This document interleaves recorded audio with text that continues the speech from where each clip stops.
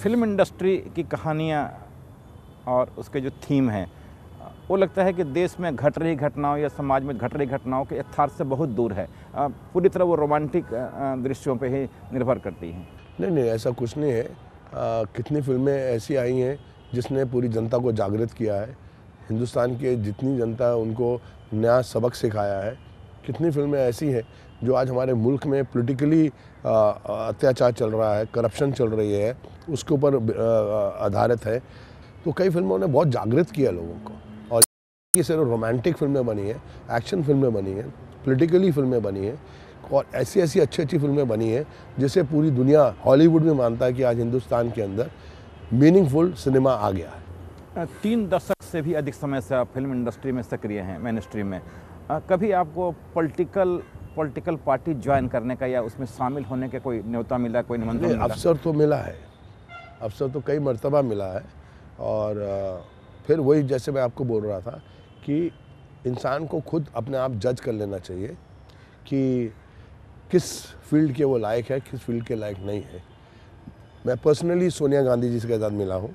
मैं उस वक्त मिला हूँ जब कांग्रेस पावर में नहीं थी और सोनिया जी की मैं बहुत इज़्ज़त करता हूँ। मैं नेहरू परिवार की बहुत इज़्ज़त करता हूँ। ये नहीं कि मैं किसी पॉलिटिकल पार्टी के नज़दीक हूँ, मैं किसी भी पॉलिटिकल पार्टी के नज़दीक, मैं अडवाणी जी की बहुत इज़्ज़त करता हूँ जो दूसरी पार्टी के हैं। मुझे बहुत अवसर, हाँ ये एक है कि कांग्रेस के साथ मैं थोड़ा नज़दीक रहा हूँ पर्सनली, क्योंकि सुनील दत्त साहब कांग्रेस में थे और वो मेरे गॉडफादर थे। मेरा असली नाम सुनील है, शक्ति मुझे नाम दिया दत्त साहब ने। और एक दिन दत्त साहब ने बोला कि मैं तेरे को दिल्ली भेज रहा हूँ और सोनिया जी आपसे मिलना चाहती हैं, क्योंकि कोडीमल कॉलेज का लड़का है, दिल्ली में बहुत पॉपुलर है। तो ऐसे मुझे मौके मिले हैं कई बारी पॉलिटिकल फील्ड में आने के। राज बब्बर हमारे बहुत मित्र हैं। लेकिन चुनाव लड़ने के बारे में कभी नहीं सोचा? चुनाव लड़ने के बारे में मुझे कई बारी किसी भी 2-3 पॉलिटिकल पार्टीज़ ने अप्रोच भी किया। फिर मैंने उनको एक ही बात बोला कि मुझे जो इंसान अच्छा लगेगा, चाहे वो किसी भी पॉलिटिकल पार्टी का हो, चाहे वो पार्टी पावर में है, चाहे वो पार्टी पावर में नहीं है, अगर ये इंसान मुझे लगता है कि मेहनत कर रहा है और ये इंसान देश के लिए कुछ करेगा और इसका कुछ पर्सनल सेल्फिश मोटिव नहीं है, तो मैं आपके लिए आऊँगा, आपके लिए मैं कन्विंसिंग करूँगा, जनता में जाऊँगा और उनसे अपील करूँगा कि आपको वोट दें, क्योंकि ये इंसान वास्तविकता में देश के लिए कुछ करना चाहता है। कई कलाकार इसलिए पॉलिटिक्स में नहीं आते हैं क्योंकि उन्होंने हश्र देखे हैं उन लोगों के भी जो फिल्म इंडस्ट्री में अच्छा कर रहे थे और पार्लियामेंट में आने के बाद उनकी पूरी दुकानदारी सिमटती हुई दिखी। सिमट तो इसलिए दिखी क्योंकि मैं आपसे वही बात बोल रहा हूँ कि अगर आपको पॉलिटिकल फील्ड में आना है और जितने भी कलाकार इस फील्ड में आके जो फ्लॉप हुए हैं, जो इस फील्ड में से उनको समझ में आया धोबी का कुत्ता ना घर का ना घाट का, ना इधर के रहे ना उधर के रहे, मैं एक ही चीज़ कहूँगा कि शायद उन कलाकारों ने मेहनत नहीं की, अपनी पार्टी के लिए कुछ कार्य नहीं किया और यहाँ तक कि पार्लियामेंट अटेंड नहीं किया। हाँ, तो मैं इस बात के लिए कसूरवार उस कलाकार को मानूंगा। अब कुछ कलाकार ऐसे हैं जो इतने बड़े स्टार्स होते हुए पॉलिटिकल फील्ड में गए हैं, कितने सालों से टिके हुए हैं और एक स्थल से दूसरे ऊंचे स्थल पे गए। मिनिस्टर बने सर, और मेरे आंखों के सामने मेरे मित्र हैं।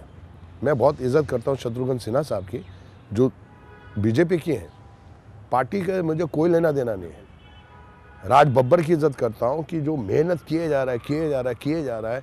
एक पार्टी से कंट्रोवर्सी हुई, उसके बाद वो बेचारे ने अपनी परिवार को छोड़ के दिल्ली बैठा हुआ है और ऐसा कोई मौका उसने छोड़ा नहीं है जहां हम बोलें कि वो गलत है, क्योंकि मेहनत कर रहे हैं। लेकिन पॉलिटिकल पार्टियां आपकी पॉपुलैरिटी का इस्तेमाल तो करती हैं और जब इस्तेमाल हो चुका होता है तो फिर आप किनारे लगा दिए जाते हैं। नहीं, ऐसा कुछ नहीं है।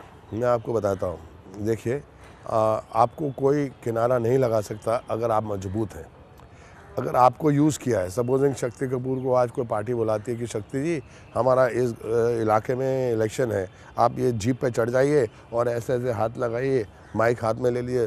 मेरे प्यारे दोस्तों, मैं इधर शक्ति कपूर आपके इलाके में सिर्फ एक बात करने आया हूँ कि ये जो हमारे मित्र हैं, और कोई मित्र नहीं है, जान पहचान भी नहीं हुई है, और मैं ये कहूँगा कि ये आपके पानी की समस्या, आपकी बिजली की समस्या, आपके बच्चों का भविष्य ये इंसान बनाएंगे। सर आपका नाम क्या है? वो बोले मेरा नाम है। हाँ, ये मेरे बचपन के दोस्त हैं। और नाम अभी कान में पूछ रहा है, और कई बारी मैंने देखा है कलाकारों को नाम भी गलत बोल दिए। तो ऐसे कलाकारों को वो यूज़ कर रहे हैं या यूज़ कलाकार उनको कर रहा है, अंदर की बात तो किसी को नहीं मालूम। 70 और 80 के दशक में जो फिल्में आती थी उसकी जो क्वालिटी थी, मतलब I am not talking about quality of the film content, उसमें बहुत फ़र्क आया है, गिरावट आई है। देखिए क्या होता है, उस वक्त फिल्में थोड़ी स्लो होती थी, कहानी अच्छी होती थी, इमोशनल होती थी, लेकिन फिल्में 3 घंटे की होती थी, पौने 3 घंटे की होती थी, कुछ फिल्में 3.25 घंटे की होती थी। आज वक्त ऐसा है कि इंसान पैसा दे के भी 3 घंटे 3.25 घंटे बैठना नहीं चाहता। उनको फास्ट टेम्पो चाहिए, उनको एक्शन चाहिए, उनको हंसना है, उनको एंटरटेनमेंट चाहिए। 2 घंटे, 2.25 घंटे, 2.5 घंटे से ऊपर मत करो यार। जब आप फिल्मों में छेड़ते हैं लड़कियों को, तो आपको इस बात का ख्याल रहता है कि बाहर में इसका गलत संदेश जाएगा और लोग इसको फॉलो कर सकते हैं? नहीं, मैं आपको बताता हूँ कि आज की जनता इतनी आगे बढ़ चुकी है, उनको फिल्मों का प्रभाव जो पहले पड़ता था उससे उसका बहुत रिड्यूस हो गया है, क्योंकि आज इंटरनेट आ गया है। आप कहीं भी गूगल में घुस जाओ, आपको जो देखना है देख लीजिए सर। तो प्रभाव हम लोग क्या करेंगे? जो हम बलात्कार कर रहे हैं उससे ज़्यादा तो बच्चे वैसे ही कंप्यूटर में बैठ के देख लेते हैं। आज हर इंसान समझ रहा है कि ये जो फिल्मों के अंदर काम कर रहा है शक्ति कपूर, ये इसका प्रोफेशन है। जैसे डॉक्टर हॉस्पिटल में जाता है, ये पर्दे पे आया है। जो खलनायक है ये खलनायक ही कर रहा है, ये नहीं कि वो बाहर जाके भी किसी का लड़की को छेड़ेगा तो बहुत पिटेगा सर। रेप वाले सीन के लिए आप एक माहिर कलाकार माने जाते हैं। अब वो जब सीन ख़त्म हो रहा है फिल्म इंडस्ट्री से, तो आप सरीखे लोगों का क्या होगा? सर हम तो हर तरह के रोल करते हैं सर। हम तो कॉमेडी भी करते हैं, और कॉमेडी में रेप तो होता नहीं है कि कोई, आप इमेजिन करें कि एक कॉमेडियन रेप कर रहा है। और मेरे हिसाब से मैं बहुत खुश हूँ कि ये जो रेप का माहौल है ये आज इंडस्ट्री से ख़त्म हो चुका है। पर हमारे रेप के किंग तो रंजीत साहब होते थे, हम तो उनके चेले थे। इतने दिनों के फिल्मी सफ़र के दौरान आपकी ज़िंदगी में ऐसा कब लगा कि कुछ चीज़ें रह गई हैं जिसको पूरा करना है? सर इंसान की ज़िंदगी के अंदर ख्वाहिशें तो कभी पूरी होती नहीं हैं। मैं हमेशा चाहता था कि मैं बहुत बड़ा हीरो बनूं। हाँ, मैं मतलब हिंदुस्तान का बहुत बड़ा हीरो बनूं। वो तो सबके सपने होते हैं कि मैं झूठ बोलूँगा, और मैंने ट्राई भी किया। मेरी एक फिल्म आई थी ज़ख्मी इंसान, जिसमें मैं हीरो था। वो 12 बजे लगी, 12:15 उतर गए। तो मैंने कहा नहीं भैया, कोशिश की थी, लेकिन दिल की तमन्नाएं तो सबकी होती हैं ना। कि मेरे को अभी भी मुझे लगता है कि मेरी ज़िंदगी के अंदर कोई एक ऐसा रोल लेके आएगा कि शक्ति कपूर बोलेंगे कि ये तो यार बहुत ऊंची रैंक में पहुंच गया यार, ये तो शाहरुख खान, बच्चन साहब के लेवल तक आ गया। फिल्म कलाकारों की अपनी दुनिया है, सामाजिक सरोकारों से आपका वास्ता कम रहता है। कभी ऐसा लगता है कि उसमें भी आपको पार्टिसिपेट करना है? 100%, क्योंकि मेरा ये कहना है कि इस समाज ने सोशली हमको इतना कुछ दिया है। एटलीस्ट मैंने ज़िंदगी में कभी इतना नहीं सोचा था कि मुझे समाज इतना कुछ देगा। इतना कुछ सोसाइटी ने मुझे दिया है, पैसा, धन, दौलत, नाम, शोहरत।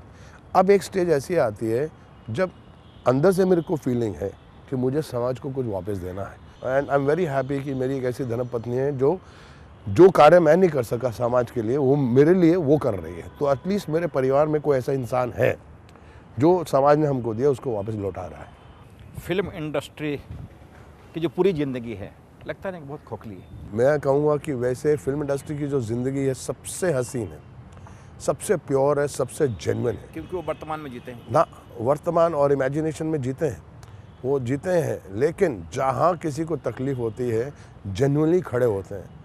आज तक ऐसा कोई कलाकार नहीं है जिसने बोला कि मुझे तकलीफ़ है और उसको फिल्म इंडस्ट्री वालों ने हेल्प नहीं किया।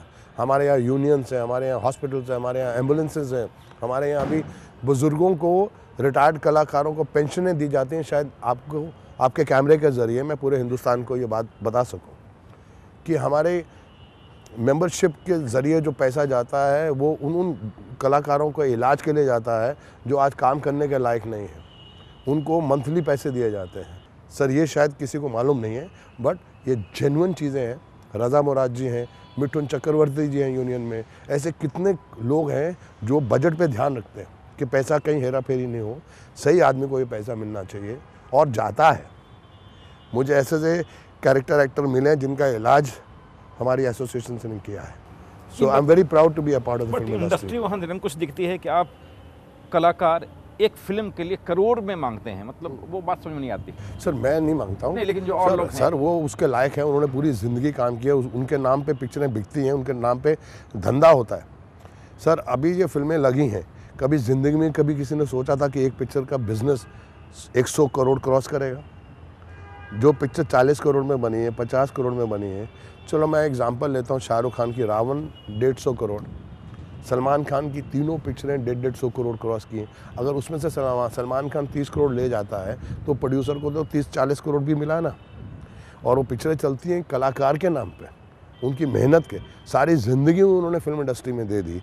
Guinness book of world record ने आपको अप्रोच किया कि आपको वो शामिल करना चाहते हैं, आप उससे बच रहे हैं, क्या कारण है? सर मैं सोच रहा हूँ जिस दिन मैं ये गिनीज बुक में चला गया तो लोगों को ये लगेगा कि ये रिटायर हो गया। मुझे लगता है Guinness book of world record में उस शख्स को जाना चाहिए जो उसको अलविदा कर दे। और आप तो जानते हैं मैं अभी यंग, छोटा सा, नन्हा सा, प्यारा सा बच्चा हूँ सर। या ना मुझे गिनीज बुक में आने से, या तो मुझे गिनीज बुक में आके बोले ये लो 50 करोड़ भी ले लो, तो मैं अभी चला जाऊँगा। और नहीं तो ऐसा लोगों के जहन में आएगा कि शक्ति कपूर अब रिटायर हो गया। और मैं वो ऐसा, मुझे आऊँगा थोड़ा वक्त लेके और कुछ 200 फिल्में कर लूँ, फिर आ जाता हूँ। Thank you, thanks lot, thanks lot. Thank you very much sir, lovely talking to you. तो ये थी आज की बातचीत। अगले सप्ताह किसी नए मेहमान के साथ फिर मिलते हैं।